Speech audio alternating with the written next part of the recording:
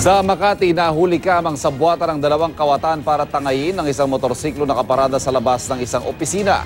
Narito ang exclusive report ni James Agustin ng Super Radio DZBB. Makikita sa CCTV ang pagdating ng isang lalaki na sakay ng motorsiklo sa labas ng isang opisina sa Barangay San Isidro, Makati City. Pinarada ng lalaki ang kanyang motor, bumaba at saka inayos ito. Mapapansing may ginalaw ang lalaki sa isa pang motorsiklo na nasa tabi ng kanyang pinagparadahan.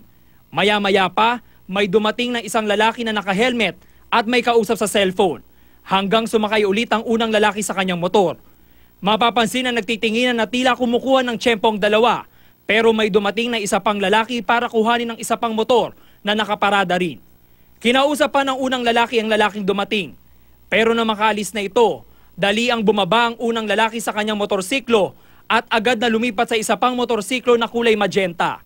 Ang lalaki namang may kausap sa cellphone ang siyang nagpatakbo sa motorsiklo ng kanyang kasamahan at agad silang tumakas.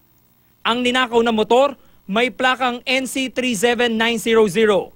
Ayon sa may-ari ng motorsiklo, napansin lang ng kanyang kasamahan na wala na ang kanyang sasakyan. Sa susunod na taon pa naman daw niya matatapos bayaran ito ng buo. Naipagbigay alam na rin daw sa mga otoridad ang pagnanakaw. Para sa unang balita, James Agustin ng DZBB reporting.